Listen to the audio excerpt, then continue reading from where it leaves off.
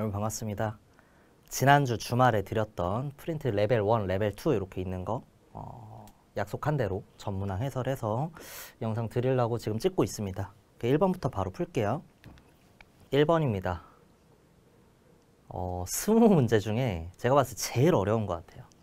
금속 A부터 C의 산화환원 반응을 나타낸 것이다. 차분히 좀 풀어 나갈게요. 금속 B를 A이온과 C이온이 녹아있는 수용액에 반응을 시켰다. 그랬을 때 실험 1에서 반응 전에 A이온이 0.6개 있었다 이렇게 나와 있어요.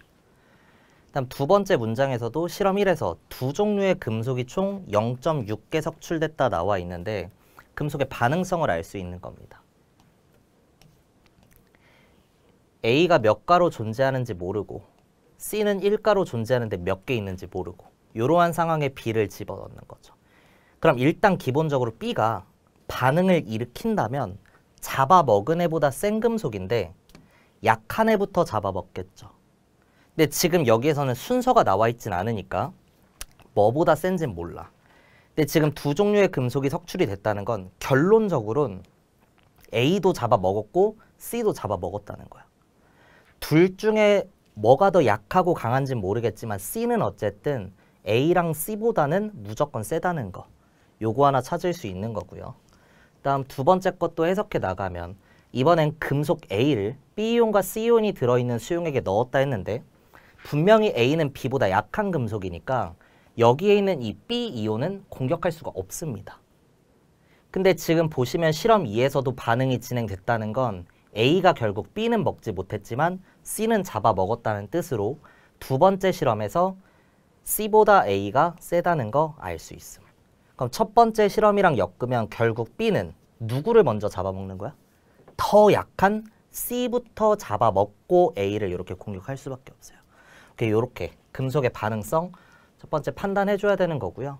그 다음 이제 개수 비율이 나와 있으니까 상대값이 나와 있으니까 이걸 엮어줘야 되는데 실험 1에서 반응 전에 3대 2로 A와 C가 존재한다. 근데 A와 C가 3대 2인지 2대 3인지 요건 모르는 거죠. 그래서 귀류법으로 문제를 풀어 나가줘야 돼요. A가 3의 포션을 먹어서 C는 0.4개 있었을 수도 있고 혹은 A가 2의 비율을 가지면서 C가 3의 비율을 갖는 0.9개일 수도 있습니다. 경우의 수로 문제를 풀면 막 반감을 갖는 사람들이 있는데 여러분들 이 정도 둘 중 하나 경우는 이제 충분히 귀류법으로서의 가치가 있어요.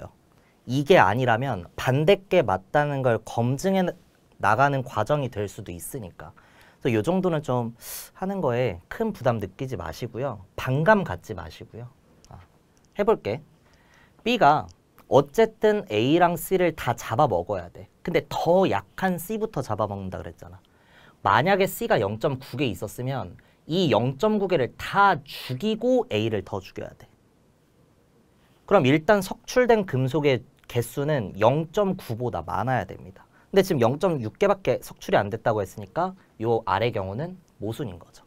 따라서 개수비는 3대 2로 A와 C에 이제 배정을 해줄 수가 있다. 그럼 바로 찾아지는 게 C가 0.4개 있었는데 요게 다 석출이 돼줘야만 A가 석출이 될 수 있는 거고 토탈 석출된 게 0.6개니까 A는 0.2개만 석출돼서 0.4개가 남아있는 거죠. 오케이.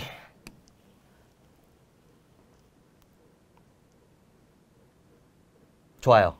반응 후의 금속의 이온 수비. 자, 반응 후에는 아직 반응하지 못한 A가 양이온이 0.4개로 고정이 돼 있습니다. 그럼 이때 B는 튀어나오긴 튀어나왔는데 아직 A를 다 잡아먹지 못한 부족한 양으로 들어간 거예요. 그랬을 때 얘네들의 개수비가 4대 5라고 나와 있으니까 다시 한번 귀류법이 등장합니다. A가 0.4로서 4의 비율을 갖는다면 B는 0.5개가 되는 거고요. A 이온이 이 5의 비율을 그냥 뭐 가질 수도 있는 거잖아. 그럼 0.4가 5라면 4에 해당하는 건 0.32가 되겠죠. 이랬을 때 확률적으로 높은 경우는 숫자가 깨끗한 얘네들이 될 거예요. 그렇죠? 그래서 얘로 잡고 검증을 해나가는 거고 만약에 검증을 하는 과정에서 어떤 모순이 생긴다면 아, 처음에 내가 잡았던 이 가정이 잘못된 거구나. 요 다음 경우로 이렇게 넘어가 줄 각오는 하고 들어가면 됩니다. 오케이? 만약 B가 0.5개 튀어나왔다면 아직 A를 다 잡아먹지 못한 거고 덜 들어간 거니까 넣어준 만큼 튀어나왔을 거라서 요 경우가 맞다면 X는 0.5가 될 수밖에 없어요. 결국에 반응한 금속 B는 0.5개가 된다는 거야. 이 개수가 맞다면. 전하량 보존 법칙 한번 써볼게. 반응 전에 A가 양이온이 0.6개. 그럼 플러스 0.6A. 1가 양이온이 0.4개. 플러스 0.4. 근데 반응 후에는 B가 몇 가로 또 튀어나오는지 모르죠. B가 양이온이 0.5개. 반응하지 않고 남아있는 A가 0.4개니까 0.4A. 이 둘이 뭐하다 하면 돼? 같다고 해주면 되는 거죠. 문자 두 개의 식 하나니까 비율까지는 나올 거고요. 약분 계산 적당히 해주면 0.5B와 0.2A 더하기 0.4가 같다. 단 금속 이온의 가수는 1가 아니면 2가 아니면 3가니까 A와 B는 1 또는 2 또는 3이에요. 이 등식을 만족시킬 수 있는 A와 B의 조합이 나온다면 이 경우가 잘 들어맞고 있는 거니까 실험 2로 풀어나가면 되는 거고요. 만약에 이걸 만족시킬 수 있는 A, B 조합이 없다면 아까 얘기했던 대로 이 경우가 안 맞는 거니까 이걸로 가주면 되겠습니다. 항상 계속 인지를 하고 있어야 된다는 거예요. 그래서 A 자리에 3을 넣으면 오른쪽이 1이 되는 거고 만족시키기 위한 B는 2가 되면 되는 거지. 그래서 위의 경우에서 A가 3일 때 B가 2라면 만족이 되는 거니까 오케이. 아직까지는 확률적으로 높은 경우가 잘 들어맞고 있다. 그래서 A가 3가고 B가 2가이다. 이렇게 잡아주면 되겠습니다. 아래 걸로 다시 넘어가시죠.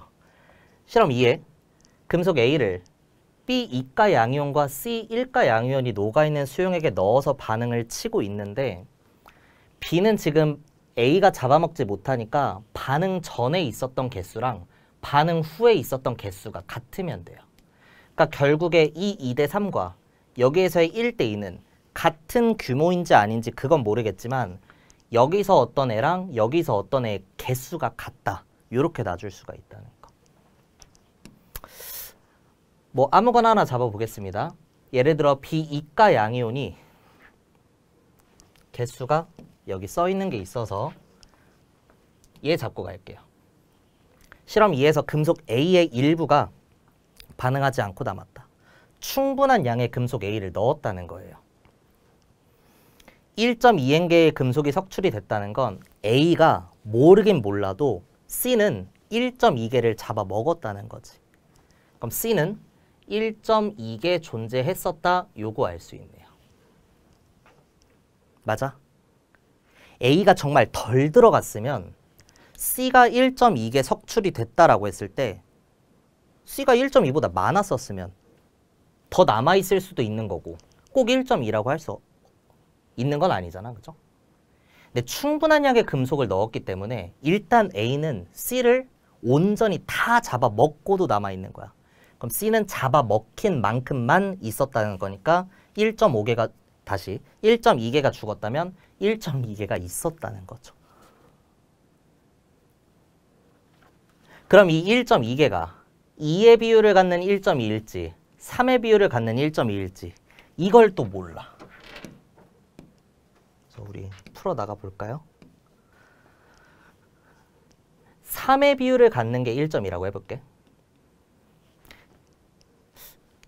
그럼 B는 3일 때가 1.2니까 0.8일 때가 2의 비율을 갖는 거죠.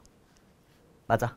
근데 C가 1.2개 죽고 나면 A는 3가로 튀어나오니까 0.4개가 튀어나와요. 여기에 A는 분명히 0.4개가 있는 거야. 반응하지 않고 남아있는 B도 여전히 0.8개가 있는 거니까 오케이. 여기에서 1대2의 비율이 유지가 되는 게 맞다. 잘 잡은 가정이다. C가 요만큼 있었다는 거죠.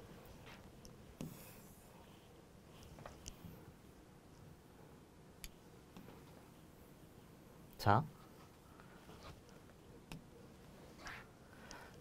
만약 C가 1.2개가 있었는데 2의 비율을 갖는 걸로 잡았다면 B는 몇 개 있어야 돼?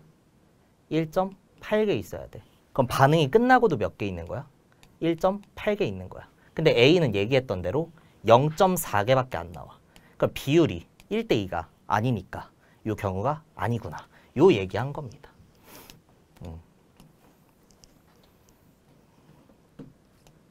그래서 1.2에 아이고 힘들다. 0.8 이렇게 했다. 오케이, 기억 실험 1에서 석출된 금속의 원자 수비. C는 0.4개가 다 죽는 거고 A는 0.2개만 죽는 거니까 A와 C가 1대2, C와 A 2대1 맞다. 다음 니은 A의 가수는 3가고 B의 가수는 2가니까 더하면 5가 되는 게 맞고요. 마지막 디귿 X가 0.5인지 물어보고 있는데 X 어디 갔니? 여기 있네요. 0.5개. 디귿 맞는 보기. 답 그래서 기억, 니은, 디귿 이렇게 고르는 문제였습니다. 오케이. 첫 번째 문제부터 상당하네요. 이게 가장 어려운 문제였고요. 공부할 수 있는 내용이 많으니까 차근히 한번 풀어보시면 좋겠습니다. 넘어갈게요. 이어서 2번 가겠습니다. X이온이 들어있는 수용액에 Y를 넣었더니 반응이 일어났다. X보다 Y가 센 금속이구나. X이온도 남아있고 Y이온도 남아있는 곳에 Z를 넣었더니 일단 Z가 X는 잡아먹은 거죠. 그래서 X보다 Z가 세다는 거 알 수 있어. 근데 Y랑 Z의 이런 산화 경향성을 찾을 수 있는 문제도 있고 없는 문제도 있는데 잘 봐봐. 금속 Z를 넣었어. 근데 Y는 그대로 있거든. Y이온은. 그럼 Z가 Y이온을 공격을 못한 걸 수도 있지. Z가 더 약해서.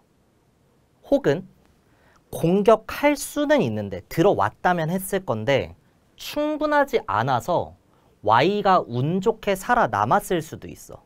그럼 출제자는 이 포인트를 정확하게 짚어줘야 되거든. 충분한 양의 금속 Z를 넣었다거나 이번 문제처럼 Z가 남아있다거나 그럼 Z는 Y를 툭툭 건드려 볼 수는 있다는 거야. 많으니까. 근데 여전히 Y가 살아남았다는 건 Z가 이기지를 못한다는 뜻이에요.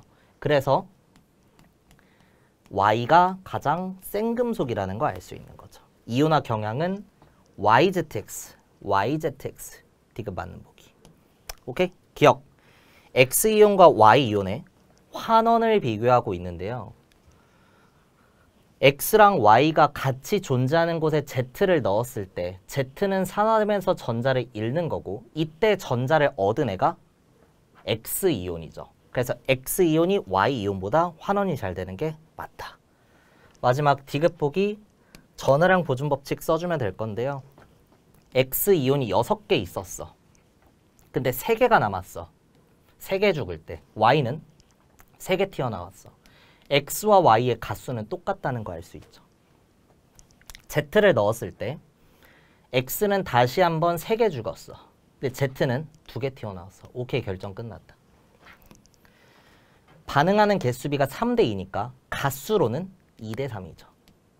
그래서 Z는 3가 양이온이라는 거 알 수 있는 거고요. X는 2가 양이온이었다. X가 2가 양이온이면 Y도 2가 양이온. 아까 잡아놨으니까 모두 플러스 2다. 맞는 보기. 답, 기억, 니은, 디귿 이렇게 나오네요. 넘어가겠습니다. 이어서 3번 문제고요. 별표라고 했다잉. 시험에 나와. 금속 A이온이 들어있는 수용액에 B를 넣었다.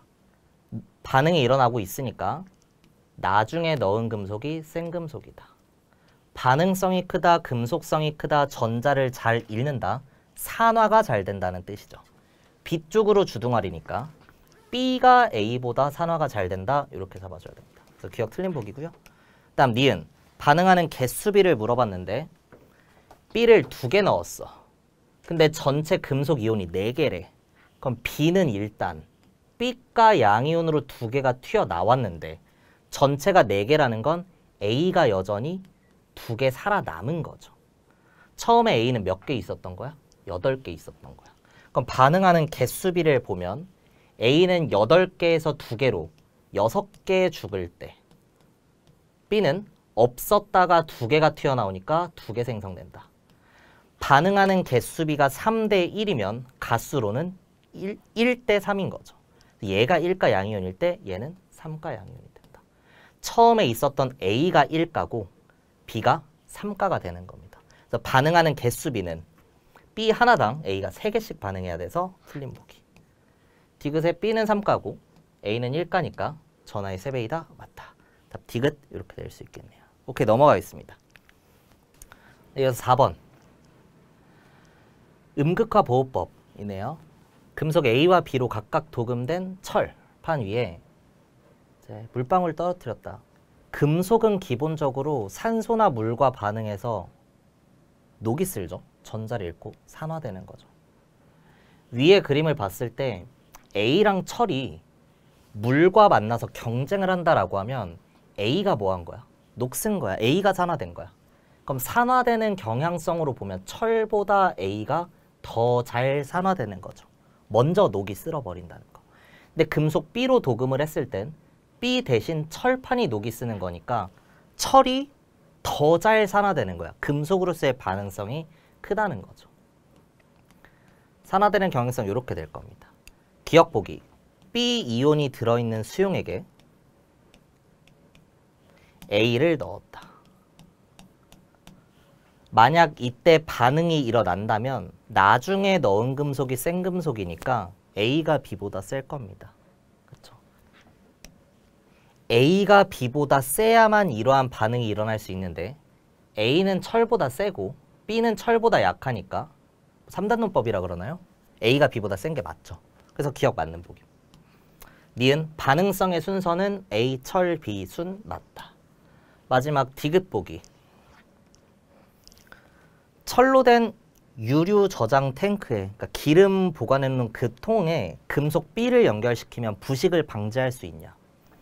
결국은 어떤 석유 같은 기름을 보관하는 철통이 있어. 얘는 녹이 쓸면 안 되는 거잖아. 그래서 얘 대신에 녹이 쓸어주는 반응성이 더 모호한 큰 금속을 붙여줘야 돼요. 그러니까 A 같은 게 적합한 거지.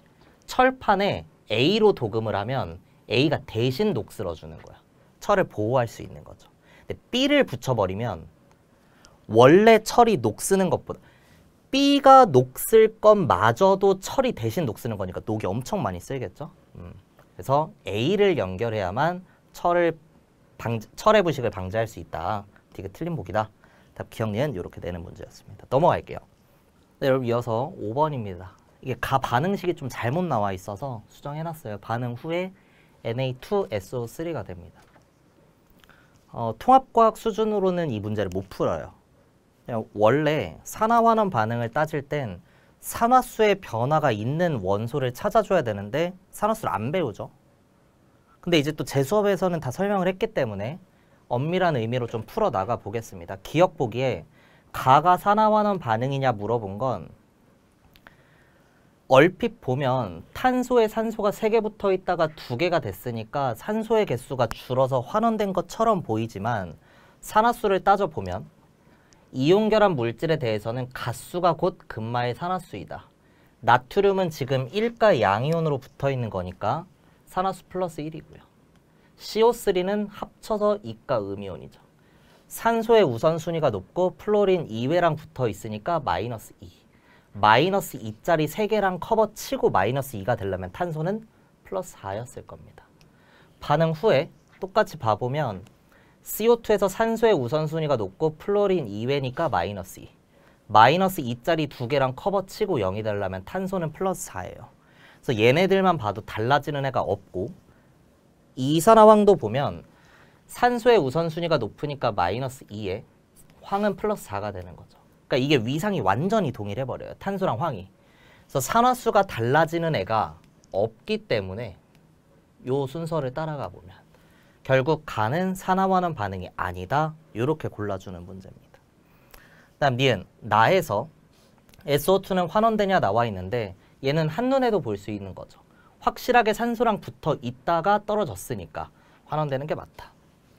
엄밀한 의미에서 산화수법 챙겨보면 산소는 마이너스 2에 마이너스 2짜리 2개랑 커버치고 0이 되려면 황은 플러스 4. 반응 후에 호던소 물질의 산화수는 0이다니까 플러스 4에서 0으로 감소하네요. 산화수가 감소하면 환원되는 거니까 맞는 보기. 마지막 디귿. 다의 물질 중 산화수가 가장 큰 원소를 갖는 것은 어떤 물질이냐. 자, 해보겠습니다. CuSO4 다원자 이온에서 SO4는 합쳐서 2-죠. 그러니까 구리는 플러스 2고 산소의 우선 순위가 높으니까 산소는 마이너스 2. 마이너스 2짜리 4개랑 커버 치고 마이너스 2가 남으려면 황은 플러스 6. 아마 얘가 제일 클 것 같은데요. 호던소 물질의 산화수는 0이다. 잡아주면 되고 SO2 산소의 우선순위가 높고 플로린 2배니까 마이너스 2. 마이너스 2짜리 2개랑 커버 치고 0이 되려면 플러스 4. H2에서 수소의 우선순위가 높고 비금속과 붙어 있으니까 플러스 1. 플러스 1짜리 2개랑 커버 치고 0이 되려면 산소는 마이너스 1. 그래서 가장 큰 애 플러스 6 얘를 가지는 물질 CuSO4 디귿 맞는 보기 니은 디귿 이렇게 고르는 문제였습니다. 산화수를 가르치지 않은 그런 학교 학생분들은 모르셔도 되겠습니다. 넘어갈게요. 이어서 6번 산 HA랑 BOH2 일가산의 이가 염기에 단위 부피당 이온수가 나와 있습니다. 그렇죠? HA는 뭐 3개씩 떨어지는 애고 BOH는 2개, 4개 이렇게 떨어지는 애다. 자, HA 수용액 Vml를 기준으로 했을 때 3개씩 나온다. 요걸 그대로 살린다면 BOH는 똑같이 그대로 살면서 B가 2개 나올 때 OH는 4개 나오는 거죠. 그럼 H 3개랑 OH 4개가 반응하면 하나가 남는 거고 가장 많이 존재하는 이온은 Cl-로서 3개 이렇게 골라줄 수 있다. 기억 틀린 보기. 다음 니은 HA 수용액 4V 방금 했던 대로 단위 부피 V당 33이면 4V일 때는 12, 12. 그 다음 BOH2에서 V당 2, 4면 6V일 때는 12배 쳐서 12, 24. H 플러스랑 OH 마이너스 반응시켜주고 나면 A 마이너스, B2 플러스, OH 마이너스 다 12개로서 같은 거 맞죠? 물론 여러분 이게 단위 부피를 꼭 V라고 할 수는 없으니까 찐 개수가 12개인지는 모릅니다. 근데 어쨌든 찐 개수에 대한 정보, 찐 부피 이런 게 안 나와 있기 때문에 내가 잡은 숫자가 찐 값은 아니지만 문제에서 물어보는 비율과는 완전히 동일할 거라서 이렇게 풀어나가면 돼요. 마지막 디귿 HA랑 BOH 수용액 4대 3의 부피비로 섞었을 때 마그네슘 리본을 넣으면 반응하냐? 뭔 성이냐고 묻는 거야? 산이니? 이렇게 물어보는 거죠. 액성 판단해주면 되겠습니다. 4대 3의 부피로 넣는다. 자, H는 V당 3개씩 나와. 4V면 12개 나올 거고요. OH는 V당 4개씩 나와. 3V면 12개 나오겠죠. H의 개수랑 OH의 개수가 같으니까 액성이 중성이라서 디귿 틀린 보기. 답 니은으로 골라주면 되겠습니다. 할만하시죠? 넘어갈게요. 이어서 7번입니다. 수용액 가다, 수산화 나트륨에 부피를 달리하여 넣었다. 각각 산과 염기 중 하나라고 나와 있고요. 중요한 포인트가 혼합 전 수용액의 농도는 모두 같다. 그리고 1과 2에서 이온수 B에서 이 순서는 모두 동일하다 이렇게 나와 있습니다. 농도가 동일하다고 나와 있으니까 어떤 애가 10ml에 하나씩 나온다면 어떤 애는 20ml에 2개씩 나올 수밖에 없고 어떤 애는 3개씩 나올 수밖에 없죠.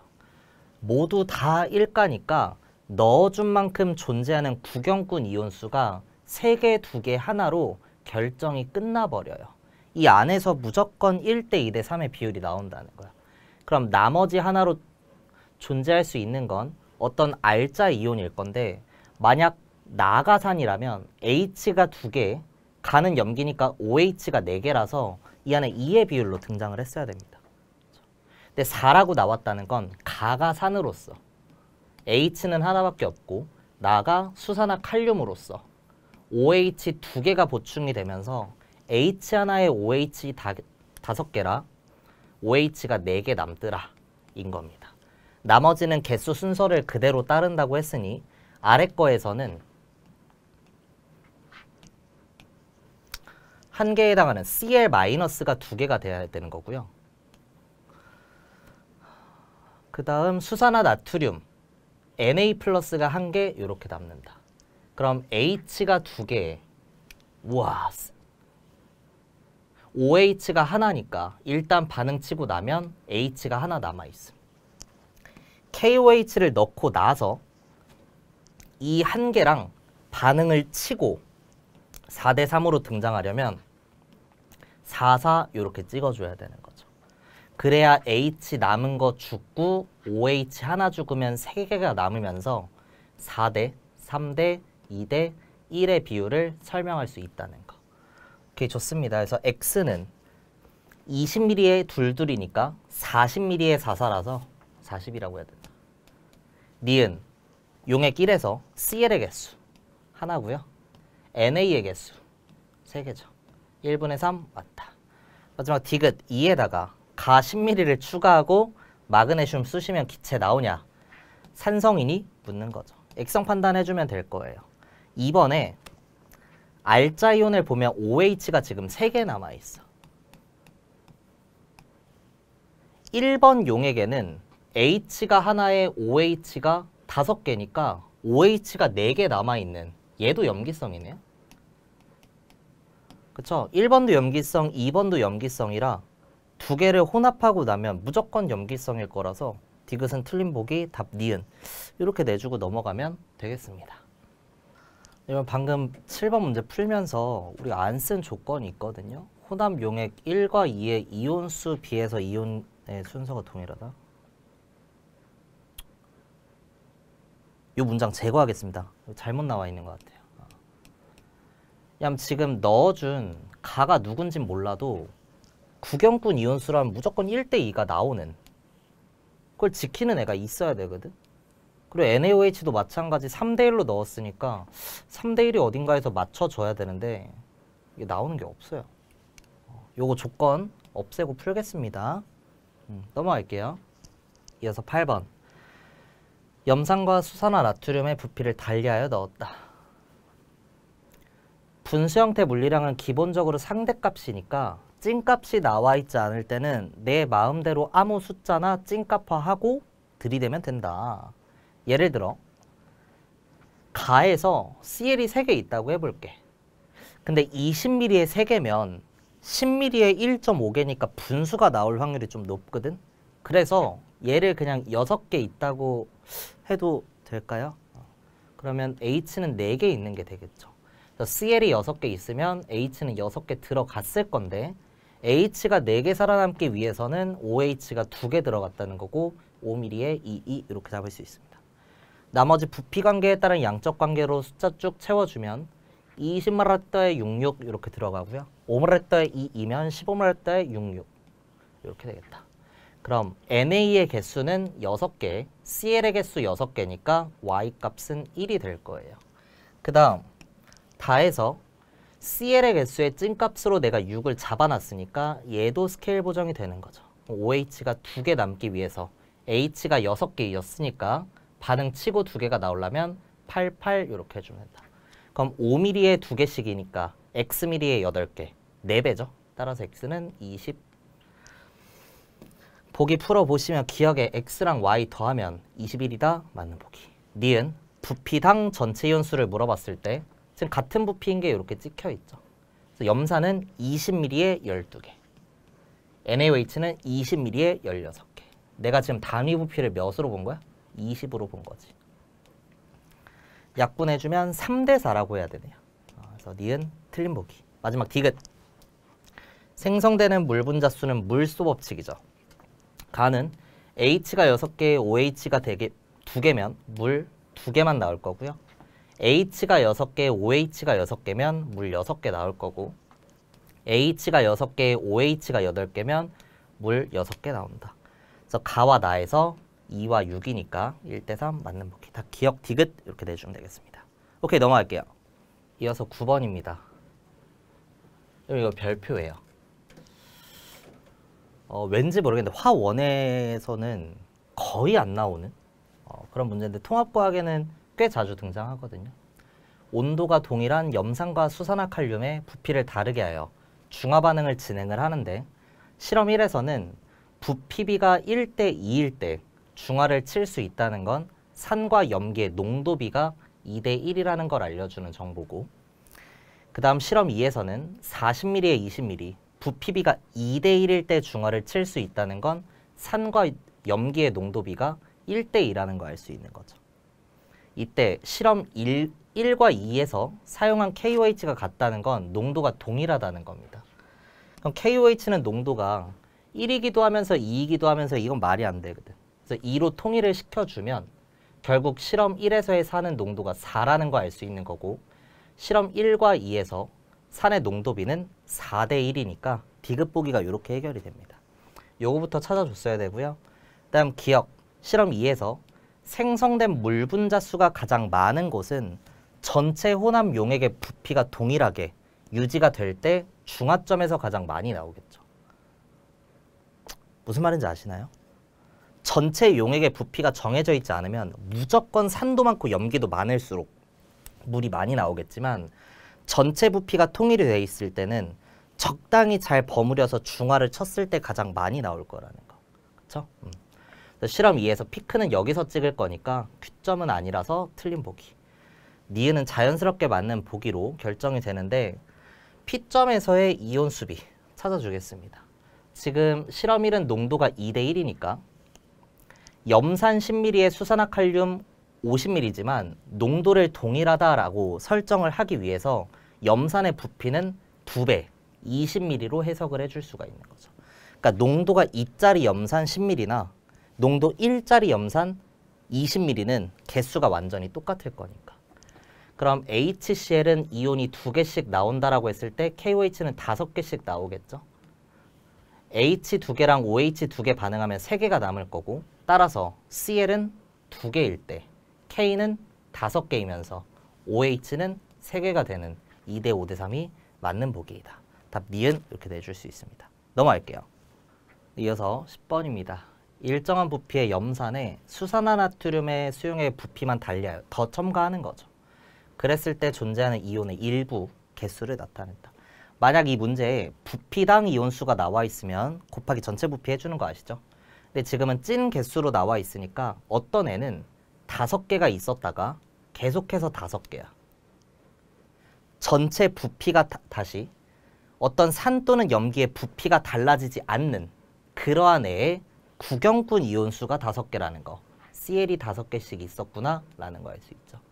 그럼 같은 개수로 들어가는 H도 5개씩 첨가가 됐었겠지요. 그 다음 별 모양은 3개가 있었다가 하나가 되는데, 여러분들 생각해 보시면 Cl-는 일정하게 가고 Na+는 없었다 해서 시작해서 넣는 족족 생기는 거고, OH-는 없었다 해서 시작해서 안 보이다가 중화점 이후에 증가하는 거죠. 결국에 있었다가 감소할 수 있는 건 오로지 누구밖에 없어? 초기 액성에 존재하는 염산의 알자이온 H+였던 거죠. 그래서 있었다가 감소하는 형태의 이 별이 H+라는 것. 그럼 가 속에 H가 3개 남아 있었어야 되니까 NaOH는 2개씩 이온을 냈을 거고, 5mm에 2이면 10mm에 4가 되면서 H가 하나가 남는 게 맞더라. 오케이, 좋습니다. 기억. 별표는 H+니까 알자이온이라고 해야 돼서 틀린 보기. 니은 혼합용액 가와 나의 총 이온수를 물어봤는데 제껴 보셔도 되고요. 이온수는 이다 법칙이니까 둘 다 액성이 산성이라서 전체 이온수는 10개로서 같다. 맞는 보기죠. 마지막 디귿. 혼합용액 나에 사용한 수산화 나트륨을 5ml 더 넣으면 완전히 중화된다. 근데 H가 5개에 OH가 4개니까 중화치기 위해서 OH는 하나만 들어오면 돼요. 그럼 10ml에 4개니까 하나만 들어오기 위해서 부피는 2.5겠죠. 그래서 2.5ml를 첨가하는 겁니다. 디귿 틀린 보기 답 니은 낼 수 있겠습니다. 넘어갈게요. 이어서 11번. 염산 20mm에 NaOH Xml를 첨가할 때 첨가한 부피에 따른 H수분의 A수를 나타냈다 이렇게 나와 있는데 결국에 산에다 염기를 첨가하면 H는 줄어들죠. 분모는 감소야. 근데 만약 분자가 일정하다면 전체 값은 늘어나긴 늘어나겠지만 1차원적으로 늘어나요. 근데 지금 그림처럼 지수적으로 늘어나기 위해선 분모가 감소할 때 분자는 증가해줘야 됩니다. 그래야 증가량이 일정하지 않으면서 증가량이 증가하니까 이런 그래프 개형을 가질 수 있죠. 따라서 분자에 들어가는 A 이온은 첨가하면 첨가할수록 단순히 개수가 증가하는, 물론 NA일 수도 있고 OH일 수도 있는데 OH는 H가 남아있는 동안 0으로 찍힐 거니까 OH가 들어간다면 전체 값이 0으로 일정하다가 늘어나겠죠. 그래서 NA다. 이렇게 좋습니다. 표 한번 간단히 그려보면 염산에 수산화나트륨을 넣는다. 첨가하는 부피 20ml에 10ml가 들어갔을 때가 있고 20ml에 Xml가 들어갔을 때를 분석해야 되니까 표 2개 그려놓으면 되고, 분수 형태 물리량은 기본적으로 상대값이니까 아무거나 하나 내가 편한 거 찐값을 잡아주면 되는데, 이때 주의할 거 R자이온은 반응하고 남아있는 개수이기 때문에 구경꾼 이온수로 써주는 게 유리해요. 그래서 NA를 1개라고 잡아보겠다는 거야. 그럼 NA가 1개 들어간다. 이때 H는 자연스럽게 4개로 잡힌 거죠. 저 4를 기준으로 H 자리에 4 쓰면 안 된다는 거야. OH 하나 반응하고 4개가 남았다는 거니까 5개씩 들어갔다는 거 알 수 있죠. 오케이? 그럼 20ml에 55. 이때 X 속에 얼마가 들어갈지 모르는데 이때 이 값이 4가 된다 이렇게 나와 있어. 그럼 NA는 넣어준 만큼 있을 거고 H는 OH랑 반응하고 남는 양이 있을 거니까 둘 다 미지수가 들어가요. 식 한번 세워주면 되겠습니다. 봐봐. 10ml에 OH가 하나씩 들어가. Xml에는 몇 개 들어갔을까? 0.1X가 들어가는 거죠. 그럼 저때 존재하는 H 플러스는 원래 5개가 있었다가 OH가 요만큼 들어와서 이렇게 남아있을 거고요. 그리고 NA는 OH가 이만큼 들어갔으면 NA도 요만큼 들어가면서 이렇게 된다. 이 값이 몇이라는 거야? 4라는 거지. 기억 보기가 맞는지. 근데 이거 문자 하나에 식 하나니까 그냥 방정식 풀면은 답 나오는 거죠. X 자리에 40 넣어주면 됩니다. X 40 넣으면 인마가 4가 되는 거고 1분의 40 넣으면 4가 되는 거니까 전체값 4가 된다. X는 40이고 A는 NA 맞다. 니은 보기. NaOH의 부피가 20일 때와 30일 때 전체 이온수가 같냐 물어봤는데 첨가한 염기의 부피에 따른 전체 이온수 변화 그래프는 첨가하는 애가 결정하는 거였고 일가를 넣고 있으니까 일정하다가 증가한다는 거 당연히 아셔야 되죠. 그래서 중화점까지는 항상 일정하게 유지가 돼야 됩니다. 그럼 지금 중화점 생각해봐. HCl은 20ml에 H가 5개 있어. NaOH는 10ml에 OH가 하나씩 나와. 그럼 이거 중화치기 위해서 몇 ml 들어가야 돼? 50에 5 이렇게 되겠죠. 50ml 들어가야 된다는 거야. 결국에 50ml를 넣기 전까지는 전체에서 항상 일정하게 유지가 되는 거죠. 몇으로? 10으로. 그래서 20일 때건 30일 때건 40일 때건 50일 때건 다 똑같다. 이게 맞는 보기. 마지막 디귿 농도 물어보고 있습니다. 방금 얘기한 대로 HCl 20ml를 중화치기 위해서 염기는 50ml나 넣어야 돼. 20ml밖에 없는데 얘 죽이려면 50ml를 넣어야 돼. 농도가 더 진해서야 연해서야? 연해서겠죠. 그래서 부피비가 2대 5면 농도비는 5대 2라고 할 수 있습니다. 그래서 5는 2에 2.5배니까 디귿 틀린 보기. 답 기억 니은 내주면 되겠습니다. 넘어갈게요. 이어서 12번입니다. 그림 가는 고생물 A부터 E의 생존 온도와 분포 면적을 나타냈고 나는 지층에서 발견되는 화석 이렇게 나와 있네요. 기억이 가장 오래됐다라고 나와 있으니까 기억이 쌓이고 니은 쌓이고 디귿 쌓이고 이런 식으로 올라간 거죠. 지금 지층의 역전은 일어나지 않았다. 순서대로다. 뭐 이런 식으로 나와 있습니다. 기억 보기에 B는 C보다 환경 변화에 민감한지 물어보고 있는데 기본적으로 발견되는 지층은 동일합니다. 그럼 비슷한 시대에 살았다는 거 알 수 있는 거죠. 근데 왼쪽 그래프에서 보면 B는 좁은 면적에 분포하고 C는 더 넓은 면적에 존재할 수 있어. C는 여기저기 많이 다양하게 살 수 있는 애고 B는 특정 지역에만 사는 걸 좋아한다. 이런 애니까 결국 B는 C보다 민감한 게 맞다. 골라줄 수 있을 거고요. 그 다음 니은. 표준화석과 시상화석 물어보고 있는데 A는 보시면 분포 면적이 좁아요. 그럼 우리가 단순히 알고 있기로는 특정 지역만 선호하는 애니까 표준이야 시상이야? 시상화석이죠. 어떤 환경을 선호한다는 건 그 지층이 만들어질 당시의 환경을 알려주는 정보니까. 오케이? 그리고 A 봐봐. 이 시대건 저 시대건 다 잘 살고 있으니까 표준화석으로서의 가치는 없습니다. 그래서 시상화석에 적합한 게 맞다. 마지막 디귿. 지층이 형성된 시대를 추정할 때 뭐가 가장 유용하냐? E가 가장 유용한 게 맞죠. A는 절대 불가능합니다. 언제 만들어? 이때도 살고 저때도 사니까 알 수가 없어. 이러한 관점으로 E는 정확하게 요 시대에만 산 애니까 디테일하게 따질 때는 E가 가장 유용한 게 맞죠. 그 다음으로 좋은 애는 B와 C 정도가 될 겁니다.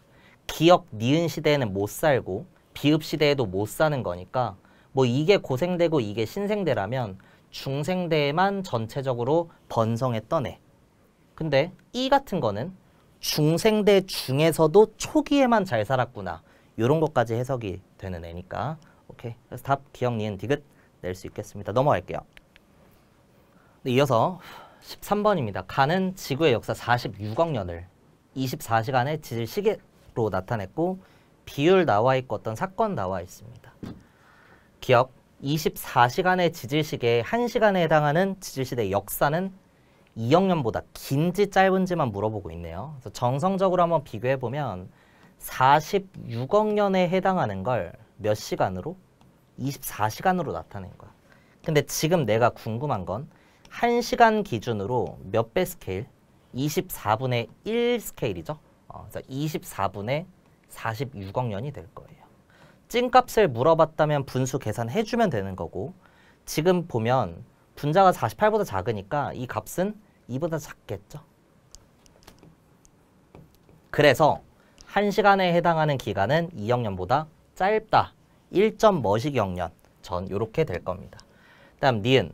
삼엽충의 출현 시간을 물어보고 있습니다. 삼엽충은 고생대에 번성한 애죠. 기본적으로 고생대 번성 생물은 고생대 초기, 고생대 시작과 함께 출현됐다 이렇게 잡기로 했으니까 고생대의 시작 시점을 보면 되는데 만약 출제자가 정확하게 몇 시 몇 분에 출현했나 물어보면 지질시대의 역사를 시간으로 찾아줘야 되겠지만 지금은 밤 8시, 20시 이후에 출현했냐는 거야.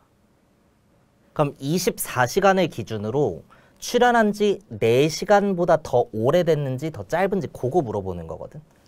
그럼 24억 년에 다시 24시간에 해당하는 게 46억이야.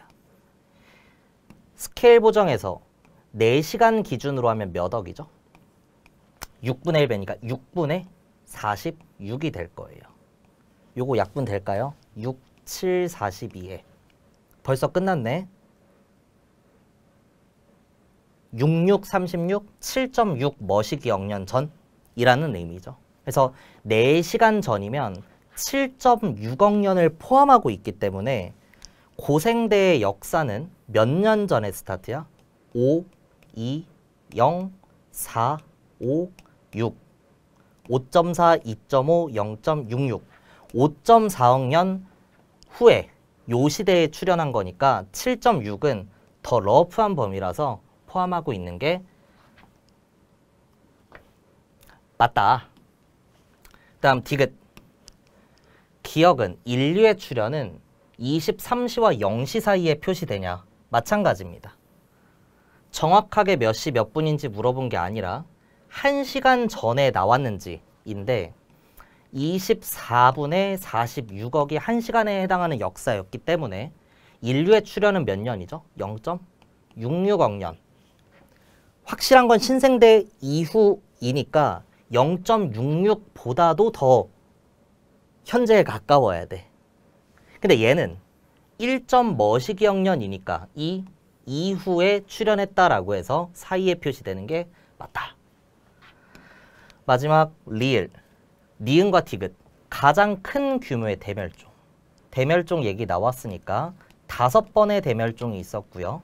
고생대에 3번, 중생대에 2번이죠. 4차, 5차. 이때 가장 큰 대멸종은 언제야? 3차 대멸종. 두 번째로 큰 건 5차 대멸종. 지식입니다. 그래서 얘는 고생대 말이 되는 거고요. 그 다음 삼엽충과 같은 고생대 생물의 대멸종 또한 3차 대멸종이죠. 고생대 말이에요. 같은 시간에 표시된다? 맞다. 삼엽충의 대멸종이 3차 대멸종 때문이니까. 그게 좋습니다. 넘어갈게요. 이어서 14번. 가는 지질시대 동안 생물 과해수 변화를 나타낸 것이고 나는 어느 지질시대의 수력분포이다. A와 B는 육상과 해양 나와 있는데 고생대 때부터 살아온 애들은 해양생물일 거고요. B가 육상생물 이렇게 되겠죠. 자, 육상생물의 출현은 고생대 중기 이후로 잡힐 수밖에 없는 게 이때의 키워드가 뭐야? 오존층 형성이죠. 그리고 하나 더 그림으로 볼 수 있는 게 해양 무척추 생물의 과해수가 급격히 감소하는 대멸종. 아, 요게 3차 대멸종. 고생대 말기에 있었던 것. 여기까지 해석이 될 겁니다. 그 다음 아래 그림 봤을 때 여러분들 하나의 초대력으로 뭉쳐져 있는 고생대 말에 판계야. 전인지 후인지를 잘 분석해야 된다. 수륙분포를 봤을 때 전체적으로 아래쪽에 몰려 있다면 고생대예요. 쪼개지기 시작한 게 아니라 합쳐지기 전이라는 거야. 근데 얘네들이 엔간히 가까우면 고생대 중기, 지금은 멀리 분포하니까 고생대 초기 이렇게 잡아줄 수 있는 겁니다. 우리가 어떤 대륙의 이동이라고 하기 위해선 서로 다른 두 시간을 줘야 시간 변화가 있어야 이동을 알 수 있지만 우리는 어쩔 수 없이 한 장의 사진을 보고 이게 초인지 중인지 합쳐지고 있는 건지 쪼개지고 있는 건지를 판단해야 되기 때문에 어떻게 할 수밖에 없어? 외울 수밖에 없다고. 기억, 가의 A 시기에 A는 중생대와 신생대의 경계죠. 5차 대멸종에서 공룡이 멸종하였다. 거대 파충류의 멸종. 좋습니다. 니은, 나는 가의 A 시기의 분포 아니다. 고생대 초기다. 여기다 여기. 디귿, 육상 척추동물은 해양 무척추동물보다 대멸종 시기에 많이 줄었냐. 기본적으로 3차 대멸종은 해양생물이 더 크게 영향을 받은 거죠. 그래서 그림 보고 해석할 수 있으면 되겠습니다. 디귿, 틀린 보기. 답 기억으로 내주면 되겠습니다. 오케이, 넘어갈게요. 가는 변이를 A, B로 구분하여 특성 기억과 니은에 해당 여부를 나타냈다. 나는 변이가 가지는 특성 기억과 니은을 순서와 관계없이 나타낸 것이다. A, B는 유전적 변이와 비유전적 변이 나와 있는데요. 같은 종의 개체들 사이에 나타나는 형질의 차이는 유전적인 것도 있고 비유전적인 것도 있죠. 그래서 요 특징에는 5, 5로 찍힐 겁니다. 형질 차이 요렇게. 근데 자손에게 유전되냐라고 했을 때 비유전적 변이는요. 환경의 영향을 받은 거니까 획득 형질과 관련이 있는 거죠. 획득 형질은 기본적으로 자손에게 유전되지 않기 때문에 유전이라고 하는 특징에 대해서는 비유전적 변이는 X고 유전적 변이는 O 이렇게 가겠죠. 기억, 개체가 가진 유전자의 차이로 나타나는 것. 유전자의 차이로 나타나는 건 유전적 변이니까 B라고 해야 돼서 기억 틀린 보기. 니은, B는 오랫동안 축적된 돌연변이와 유성생식 과정에서의 생식세포의 다양한 유전자 조합. 유전자 얘기 나왔으니까 유전적 변이 맞을 겁니다. 마지막 디귿, 니은에 해당하는 건 형질이 되는 거고요. 유전에 관련된 건 특징 기억이라고 해야 되는 거죠. 오케이, 디귿 틀린 보기 답 니은으로 내면 되겠습니다. 넘어갈게요. 이어서 16번 항생제 내성세균 관련된 실험 얘기 나와 있죠. 항생제 역할을 하는 벨크로 테이프와 세균 모형 AB를 준비한다. 하나는 벨크로 테이프에 붙는 털실 같은 거고요. 나머지 하나는 붙지 않는 철실 같은 걸로 실험 많이 합니다. 쟁반에 AB를 36개, 4개 넣어서 1세대를 만들었는데 벨크로 테이프로 세균 모양을 찍어냈어. 감소하는 애가 있겠죠. 걔는 항생제 처리 시에 죽은 애니까 비내성균이 될 겁니다. 그래서 줄어드는 애가 비내성세균이고 살아남는 애가 내성세균 모델이겠죠. 이때 남아있는 것과 같은 종류의 모형을 각각의 개수만큼 더해서 2세대를 만든다. 20개를 제거를 했어. 살아남은 거에 곱하기 2를 해주겠다는 거. 그 이유는 뭐죠? 원핵생물의 분열법에 해당하는 내용입니다. 그래서 1세대에 20개를 죽이긴 죽일 건데 내성균은 안 죽을 거니까 A만 20개가 죽겠지. 그럼 16개가 남고 4개가 있었을 거야. 근데 얘네는 분열을 통해 자손을 남기니까 2배 치고 2배를 치겠다는 거죠. 분열에 대한 얘기이다. 2세대도 마찬가지. 20개를 제거하면 A만 죽는 거니까 12개가 남을 거고 B는 그대로 살아남겠죠. 살아남은 것과 같은 개체수를 더해주고 더해준다. 따라서 디귿은 24. 한 번 더 진행하면 20개가 죽으니까 4개 남고 영양 없으니까 16개. 더해주고 더해주면 32개 이렇게 될 겁니다. 오케이, 기억. 디귿과 리을 더하면 50 몇이야? 6이 돼야 되니까 틀린 보기네요. 니은. A는 비내성세균 모델이니까 틀린 보기. 디귿. 니은은 각각의 수만큼 더해주는 과정은 다에서 생존한 세균의 증식을 의미한다. 분열법이다. 맞다. 리을. 기억은 항생제 내성이 없는 세균이 살아남을 가능성이 적은 벨크로 테이프로 제거를 한다는 건 비내성 세균이 살아남을 가능성이 낮은 환경이다. 맞는 보기. 좋습니다. 자료 해석 잘 해주시면 되겠네요. 넘어갈게요. 17번이고요. 문제에 그림이 좀 잘못 들어간 것 같아요. 중간 고도라고 하는 게 여기 있는데 이거 지워주시면 돼요. 고도가 다른 세 지점에서 동일한 식물종의 키가 다른 원인을 알아보기 위해 실험한 내용이다. A, B는 각각 연안, 고산 지역에서 채집한 종자로부터 생장한 식물 집단이다. 오케이, 좋습니다. 그래프 보시면요. 일단 보기 풀어볼까? 연안 지역에서 채집한 종자라면 어디에서 잘 자라? 연안 지역에서 잘 자라겠죠. 연안 지역에서 잘 자란 식물종 B가 될 겁니다.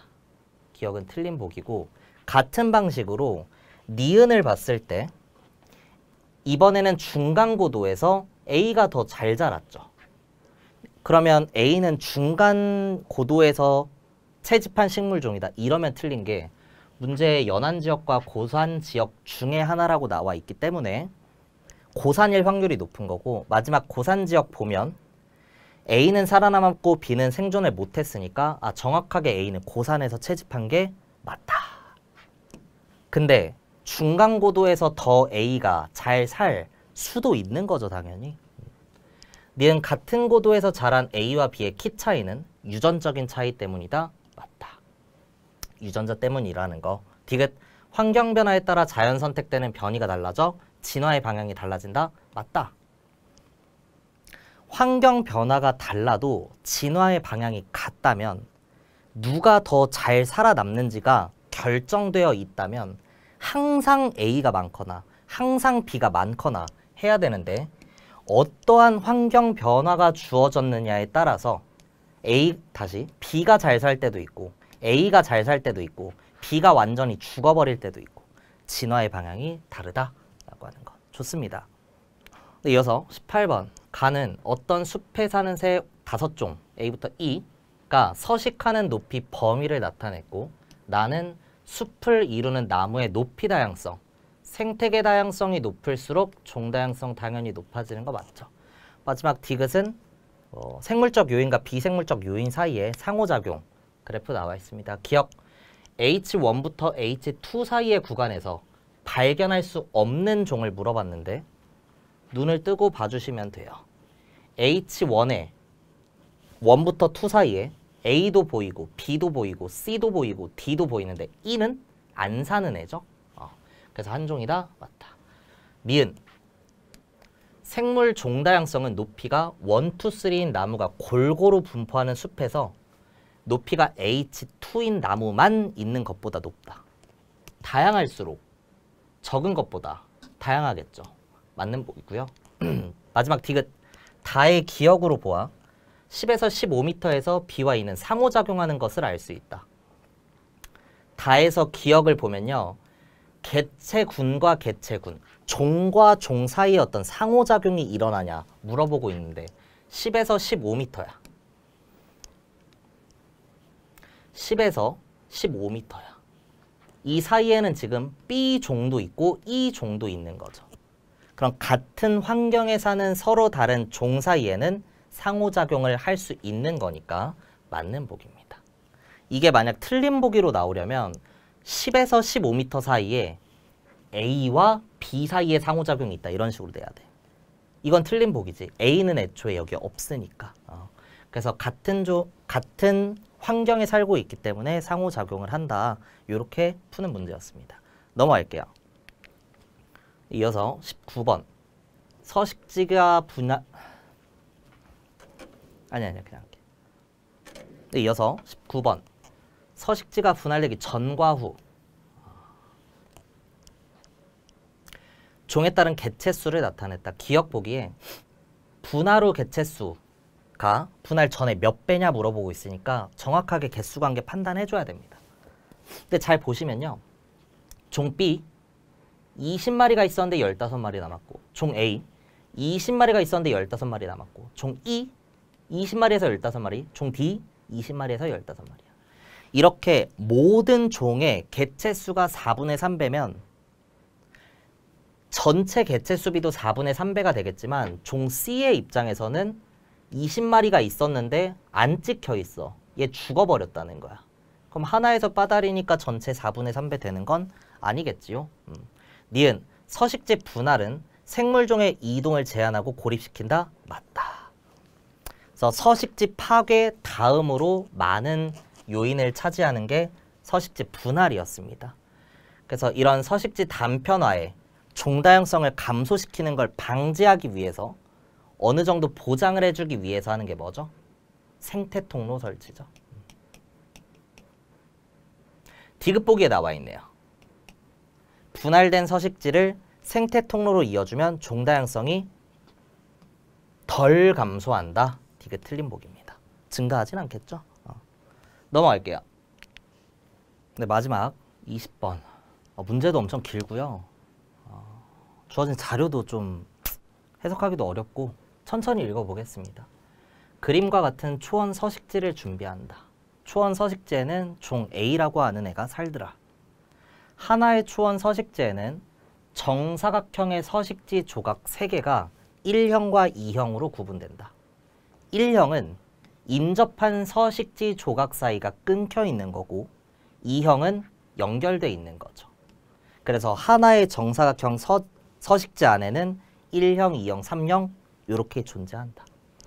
초원 서식지는 각각은 거리가 L1 또는 L2 중으로만 구성되어 있다. 2배의 L1과 L2가 같다 이렇게 나와 있습니다. 자, 서식지 지금 몇 개를 비교하는 거야? 2개를 비교하는 거야. 그러니까 서식지 그림이 이렇게 되겠죠.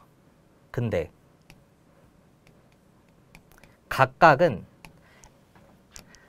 각각의 거리는 L1과 L2로만 구성된대. 여기가 L1이면 여기도 L1이라는 거야.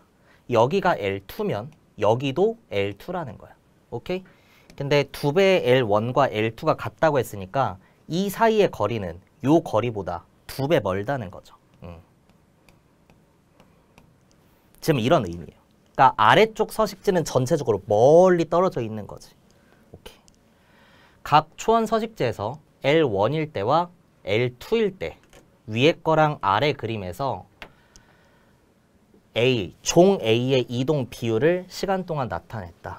그럼 끊겨 있건 생태 통로로 연결이 되어 있건 가까울수록 이동이 활발하고요. 멀리 있을수록 이동이 좀 덜 일어나겠죠.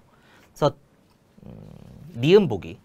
단편화된 서식지 조각 사이의 거리가 L1일 때가 L2일 때보다 가까울 때가 멀 때보다 원활하다? 맞다. 전체적으로 위쪽의 숫자가 큰 걸 보고 푸는 보기였고요. 기억. A의 서식지 조각 사이의 이동 비율은 1형일 때보다 인접한 서식지 간의 단편화가 이루어져 있을 때보다 인접한 서식지 사이에 생태 통로를 연결을 해주면 더 높아질 수 있는 거죠. 전체적으로 1형보다 2형이 높다. 요 숫자 관계 보고 푸는 거고요. 마지막 디귿. 생태 통로는 단편화된 서식지를 연결할 수 있어 생물 다양성 보존에 도움이 된다.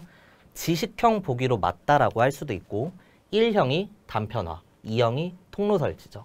그래서 똑같이 기억 보기처럼 오른쪽의 숫자가 더 큰 걸 토대로 디귿이 맞는 보기다. 이렇게 고를 수도 있습니다. 고생하셨고요. 공부 열심히 하시고 레벨 2는 시간 관계상 제가 다음에 다시 찍어서 올려드리도록 하겠습니다. 오케이, 끝!